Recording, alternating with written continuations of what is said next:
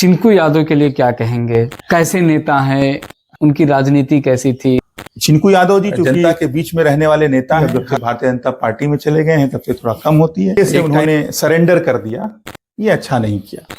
कि चर्चाएं तेज है कि चिंकू यादव इस बार मैदान में हैं। मैं जनता जनार्दन के बीच में जाता था तो लोग कहते थे कि चिंकू यादव संघर्ष करने वाले नेता थे, उनको लड़ना चाहिए विपक्ष में रह के, बहुत होता जेल जाना पड़ता।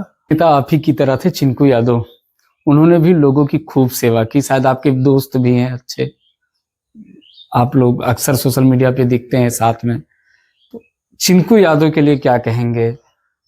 कैसे नेता हैं और उनकी राजनीति कैसी थी? आप लोगों से जो है, आप लोग साथ ही में रहे हैं, एक साथ आप लोग दोस्त हैं, तो दोनों लोग अक्सर मिलते होंगे। किस तरीके की चर्चाएं होती हैं?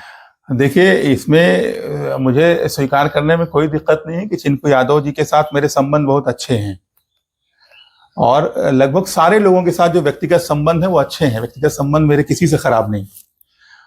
चिंकू यादव जी चूंकि जनता के बीच में रहने वाले नेता हैं, हर जगह प्रोग्राम्स वगैरह में मिलते रहते हैं और उनसे हमारी बातचीत होती है। पहले ज्यादा होती थी, अब जब से भारतीय जनता पार्टी में चले गए हैं तब से थोड़ा कम होती है। और एक टाइम में अच्छा संघर्ष उन्होंने किया था, लेकिन जिस तरीके से उन्होंने सरेंडर कर दिया, ये अच्छा नहीं किया। बिल्कुल मैं सामने कह रहा हूँ, उनसे भी मैं कहता हूँ ये बात कि आपको विपक्ष में रह के संघर्ष करना चाहिए था। आप बहुत मजबूत आवाज थे डुमरियागंज की और आपने स्वयं अपने आप को कमजोर कर लिया। जिनके खिलाफ आप लड़ते थे, जिस पार्टी के खिलाफ आप लड़ते थे, उस पार्टी के साथ ही जाके आत्मसमर्पण कर दिया उसके सामने। तो ये इस निर्णय से मैं उनके न खुश हूं न मुझे अच्छा, मैं उस निर्णय को अच्छा मानता हूं। एक दोस्त की हैसियत से क्या सलाह देंगे आप? क्योंकि चर्चाएं तेज है कि चिंकू यादव इस बार मैदान में हैं, तो कहीं ना कहीं अगर आप चुनाव लड़ रहे हैं तो आपके लिए भी टफ होगा। नहीं, देखिए, चुनाव तो ये जनता के ऊपर होगा कि किसको जनता जिताती है, किसको वोट देती है, किसको हराती है, तो जनता के हाथ में है। इसमें हम लोगों का कोई लेना देना नहीं है और हम लोगों को इससे कोई विशेष मतलब भी नहीं है कि वो राजनीति में उनके लिए क्या बेहतर है, वो बेहतर ढंग से समझ सकते हैं।